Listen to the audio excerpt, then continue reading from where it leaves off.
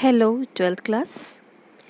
Let us move on to our next segment of our poetry class with Alfred Lord Tennyson's poem Crossing the Bar. As we know, dear students, this poem has an allegorical significance, giving the hidden meaning. Actually, the bar refers to the sandbar, but allegorically, the bar represents the boundary between life and death. So, the poet, through very simple depiction of the void scene, uses a metaphor for crossing the barrier between this world and the next world. He uses the journey motif to suggest the journey of the soul after death to the unknown world, where he will be in the communion with the pilot, that is God. Before we move on, dear students, go through the brief account given on Tennyson in your textbook. Now let us start the poem with the explanation.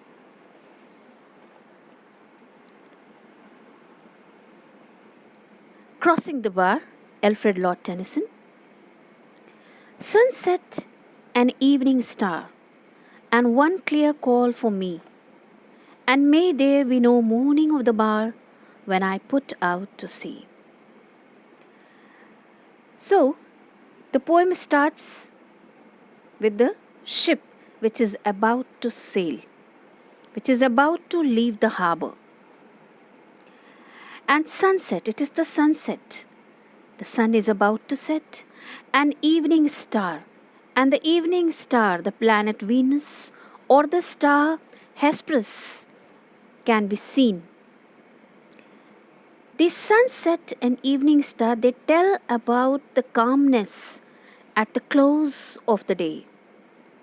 And also, the poet has used these things as the metaphor for the end of life.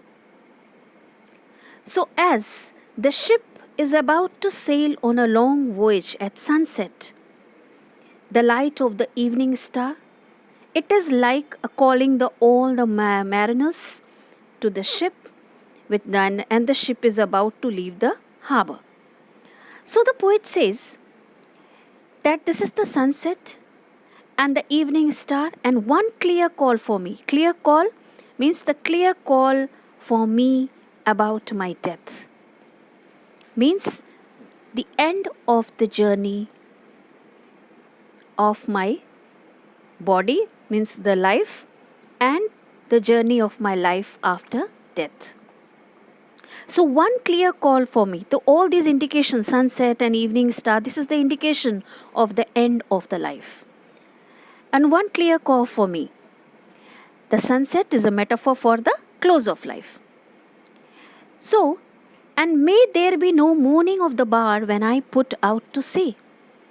When my ship is about to leave the harbor, there should be no, my ship should not meet any type of the barrier.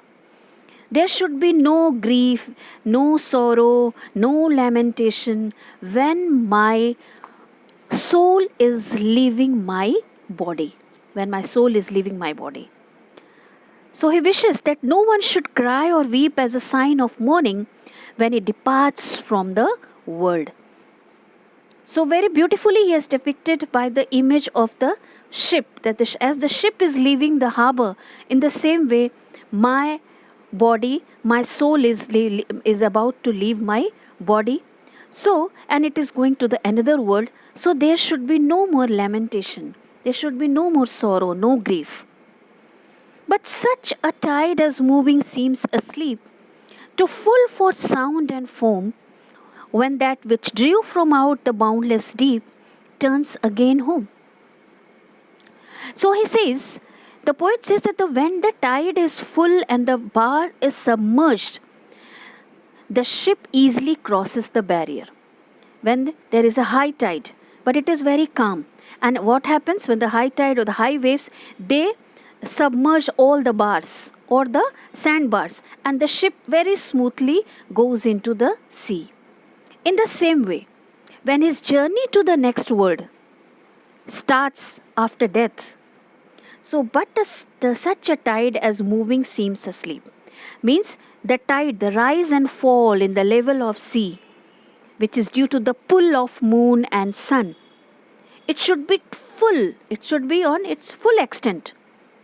There should be air bubbles on the sea. But it should seem to be asleep. It should seem to be very quiet. There should be no turbulence, no disturbance. When that which drew from out the boundless deep turns again home. Because he says that as the tide, means the poet has drawn attention to the fact that the journey into death is merely a part of cycle of birth and death. As the tide returns to the depth of the ocean, in the same way when I have taken birth, I have to die. As the tide goes up, it goes deep into the ocean back again. In the same way, if I have taken birth in this world, I have to one day meet with my death. Turn against home, I have to go back to my home from where I have come. Twilight, an evening bell, and after that the dark, and may there be no sadness of farewell when I embark. The poet then says that when he hears the sound of the evening bell. Twilight. Twilight is nothing but the dark. And the evening bell, this is a traditional ringing of a bell to signal that the person has died. The traditional ringing. So all these indication is about that now the speaker is about to die. So, and after the dark, means after the dark, after that the dark means after that there will be death. And may there be no twilight is a faint light. It is all the indication of the end of the life. Evening bell, indication of the end of the life. And then there is death. And may there be no sadness of farewell. So, the poet has drawn attention to that it is a metaphor for the telling about the poet's advanced age and the coming death. The speaker hopes, the speaker hopes that there should be no sadness. There should be no sadness. The farewell should not be done with a very sad mood. But when he embarks, when he leaves this home, when he is about to set out, he should be given what? He should be given a very cheerful exit from this world. No more sadness. For though from out a bourne of time and place, the flood may bear me far, I hope to see my pilot face to face when I have crossed the bar. Then he points out the significance of his journey, that when he was in this world, there was the limitation of time and place. But now he is going to cross that boundary. When his ship is going into the sea, as it will go into the sea, it will cross the boundary of time and place. It will be away from that. There will be no limitation of time and place. It is the eternal word. The flood may bear me far. And the flood and the water of the ocean or the sea will carry me far. Means when I will leave this barrier of the world, of my body, when my soul will be free, it will be in the eternal world. A very peaceful world where there is no limitation. No limitation of death or anything. And so, this journey would lead him far beyond the times of limit, time and place, where he would be able, I hope to see my pilot face to face when I have crossed the bar. So he wishes that he says that after death everything is eternal. So the poet says that when he crosses the boundary between life and death and enters this endless world, he is hopeful. He anticipates of coming face to face with his pilot. With his pilot. Pilot here with the God. God. When I have crossed the bar. Means he calls God his pilot. As in the ship, when the ship is in the sea, everything is handled by the pilot. everything is guided by the pilot. In the same way, when he will be away from this world of this body, or when he will leave his body, he will be in the communion with the God. Means he says that he will be abode means all along with the divine God, who will be always guiding him.